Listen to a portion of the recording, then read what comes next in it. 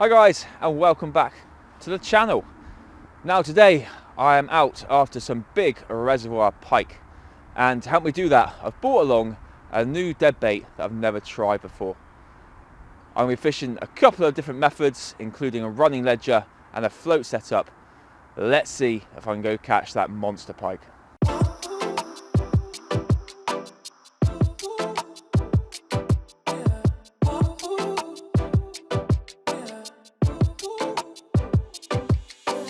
So, as I said in the intro, today I've brought along a new dead bait that I've never tried before whilst pike fishing. And this is what it is. This is a whiting. So it's a sea fish that I caught from Chesil beach last week. It was quite a tough session, but as it got dark, I started getting loads of bites from these. So I thought I'd keep a few and try them for the pike. I've never heard of them being used before, but I thought it's a sea fish and it's worth a go, and it's free bait. Now, unlike some of the other sea baits I tend to use when I'm pike fishing, such as the mackerel and sardine, this whiting isn't as oily. The meat is much whiter. It's more kind of what you find with a cod or a haddock, that kind of texture and colour. Much like a mackerel, it's got a nice tough outer skin, which makes it good for staying on the hooks. And being a sea fish, it's also going to give off loads of scent still. But I'm really interested to see if it'll work, if it'll catch fish. Is it better than some of the other baits that I haven't used before? I'm going to be using several different methods, so I'm going to pop this up on the running ledger setup. I'm also going to fish it on the float, and we'll see what happens. Hopefully we can catch some fish using it. As well as the whiting, I have also brought along some nice big rudd and the old faithful sardine as well, so I can mix it up if the session is slow. What I need to do now is get my rig set up, get some baits on them, and get the rods out there.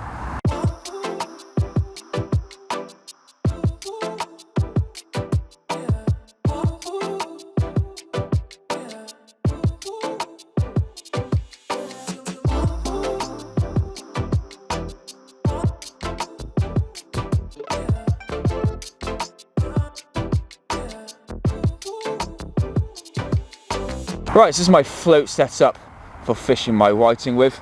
It's just a standard sea fishing setup, if you like. I've got a float stop up here, which means I can easily adjust the depth that I want to fish at. And if I don't catch a fish on one particular cast, I will change the depth each time until I start catching fish. And usually, if I stick to that depth, I'll get quicker bites. That float can slide up and down the line just runs straight through that. I've got a bead, a weight, and another bead for the swivel. Those beads just stop the weight, the float and the swivel all banging into each other and causing damage. And then my wire trace just attaches to my swivel clip, as you can see there. Now from there I've got about 2 foot of wire trace, and that comes down to my bait. As you can see, I've cut the whiting in half.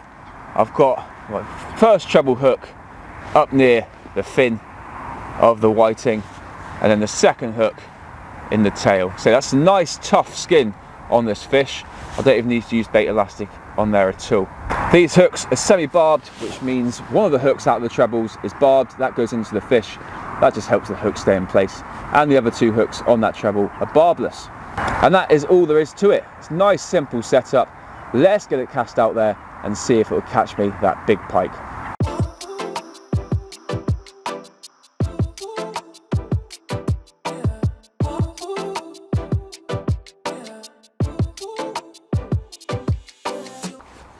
Right, it's got a little bit of movement on the float.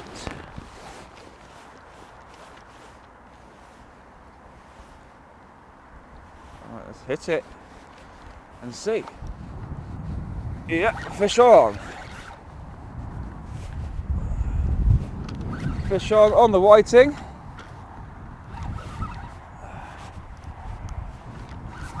Shaking its head around. It's a massive fish, but proves the whiting works. Looks right, there you go, come on mate. Here we go, yeah, lovely. Alright, so be careful, I've got one hook in the net. Let's remove that. Right, the other hook's right in the lip there. I'm sure we can easily get that out. So I always keep my pliers and stuff right next to the net. There we go. He's twisted and unhooked himself. Perfect. Lovely. Well, he's kept the white in. He wasn't giving that up. But we've got our first fish in the net. Happy days.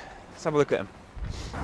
So, not the monster pike I was hoping for. In fact, this is the smallest pike I've caught all season, just a couple of pounds, but welcome nonetheless. Using a new bait, it's cold, it's good to get the session off to a start. So that was caught on the float setup, on the whiting, so a whiting tail, just half a bait, and yeah, took it down lovely. I had one hook actually exposed in the net, so I had to be careful of that, made sure that was out of the way. Got my pliers, which are always to hand, and quickly removed the other hook. That's the bonus of barbless hooks. And it's right in his lip as well, so it's nice and easy to unhook in the net. But yeah, let's get this one back, get that float rebaited and get it back out there.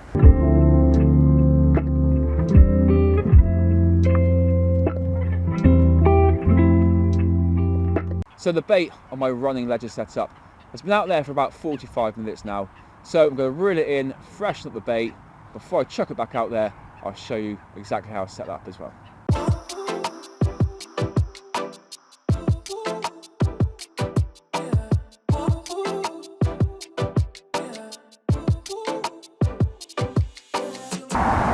Right, so here's my running ledger deadbait setup. Starting with the lead arrangement, I've got a stem that comes off my braided main line that is free to run up and down. My lead is attached via a clip to that stem. Now the idea being that that lead is going to sit down into the weed. This poly ball here will keep the stem sitting upright, and it keeps my line from getting tangled up in that weed. What I want to do is create as little resistance as possible. So I've got the stem so the line can freely run through that, and I'm keeping the line out of the way of the weed. I've then got another poly ball, which again just helps keep that line up before I come onto my wire trace. So my swivel there just attaches onto the clip. Again, nice long 2-foot wire trace. And then here's my bit of whiting. So I'm using the head end. Again, I cut it in half. I'm using the top section this time. So I've got 2 poly balls on a little wire trace that I thread through the fish, and that attaches to the back hook. Okay, so there's no chance of those poly balls, that wire trace, coming away from my hooks, keeping it nice and safe. Okay, I've got a treble at the back, barbed into the fish, and one at the front towards its head as well. Because it's weedy out there, like I said, I'm using those poly balls, so that fish is going to sit up like that, just above the weed, wafting around in any undertow. And that's it, nice simple setup. Let's get out there and see if this menacing looking whiting can catch us a pike, and hopefully a big one at that.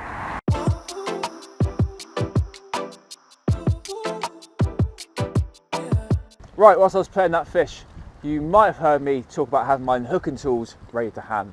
And I find that's really important when you're handling pike. Like I say, I had one hook that was exposed in the net, so I had to make sure that wasn't going to get tangled up. And I had my pliers by the bank here, by my net, so I could quickly grab them and unhook the fish safely. Now, if they weren't here, I would have had to leave the fish in the net, as I would have gone to my bag, got them out. By which time the pike could have rolled thousands of times and got those hooks stuck in the net and ended up doing itself some damage. So yeah, really important you have your tools as close as possible to where you're unhooking the fish. So ready to hand, you can grab them when you want them, ready to use, and keep those fish safe.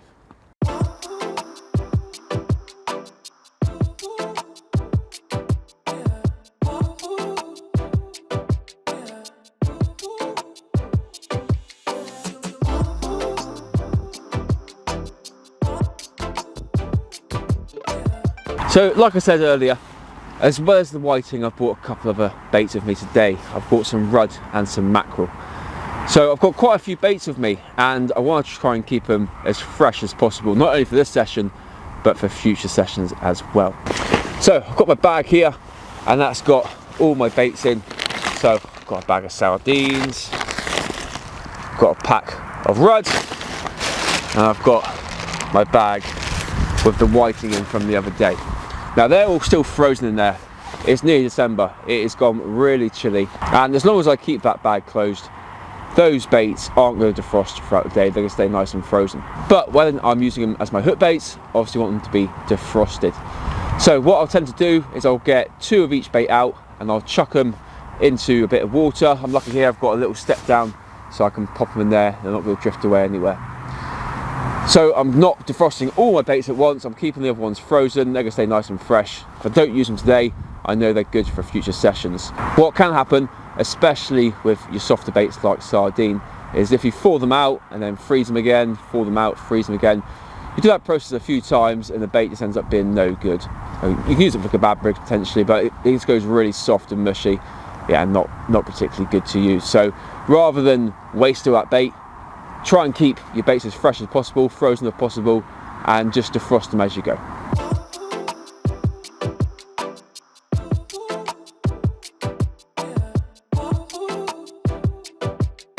So I've decided to make a little move. I spent 3 hours in that first swim, and other than that fish that you saw earlier on, I had no other indications on either rods. And 3 hours I find is generally enough time to get a bite if there's fish in the area. Now I was going to go further down to the other end of the reservoir. I haven't spent much time down there simply because there's so much leaves going across the surface of the water. It kind of makes it unsafe to fish for the fish safety. Also, the conditions would have been fairly similar to where I was. The wind would have been blowing down there. It's quite shaded down there anyway because there's lots of hanging trees. So yeah, it's still been cold down there. So I've decided to come more to the dam end where it's much more sheltered. The sun is hitting the water when the sun comes out, so the water will be warming up. And I just feel like if I was a bait fish, then I would be kind of in this area where it's more sheltered. There's areas where the wind's not catching the water at all, so it's nice and calm. And yeah, if I was a bait fish, that's probably where I'd be hiding out. And if there's bait fish there should be some pike around as well. So that's my theory, that's why I've moved here. I need to get some fresh baits out on the rigs and I'll get those cast out.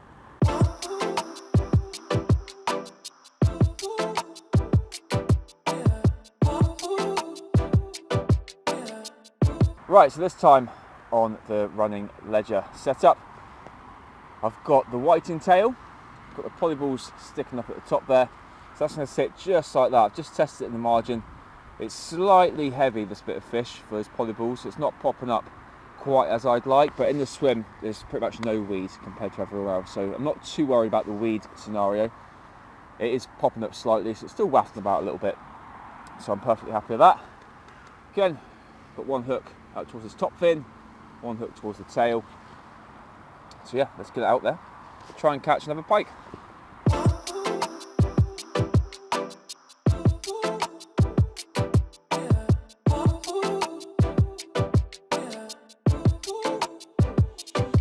So, as it's been so quiet and the conditions aren't really in my favour, I'm going to switch tactics and try something that I go to when the fishing is slow, and that is a kebab rig.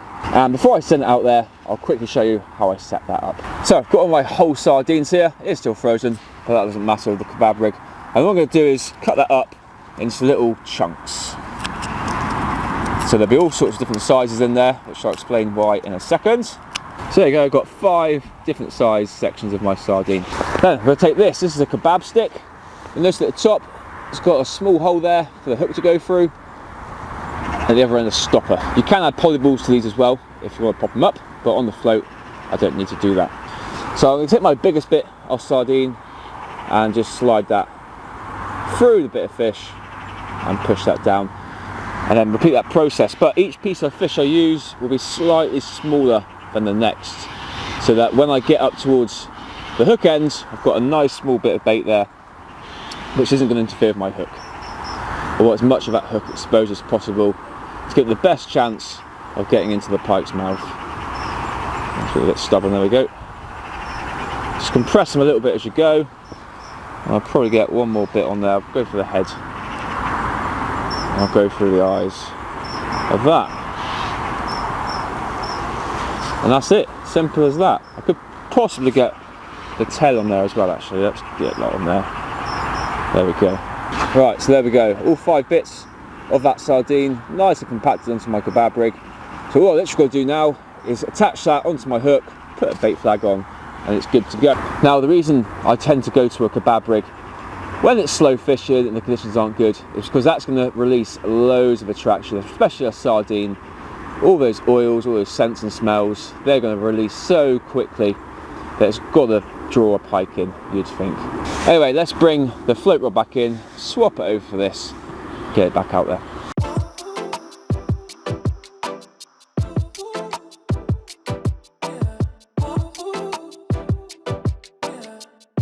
Right, so I've also decided to swap my bait over on my running ledger rod, and I've chosen a nice big fat rod.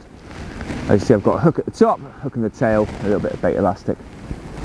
Now, as much as I'd like to persist with the whiting to see if it is a good bait or not, I know I've caught a fish on it, so it's not like the pike hate it, and it is quite a slow day. So it would be interesting to see if the baits I usually use, like the rudd, like the sardine and mackerel, whether they are just better baits and they're going to start catching me some fish today, or if it stays quiet, then I know it's not the bait, it's the conditions and the swim I've chosen. So yeah, let's experiment a little bit, see if other baits work. If not, then I can still keep faith in the whiting, because it has caught me a fish today. But yeah, nice big juicy fat rudd. Hopefully they won't be able to resist.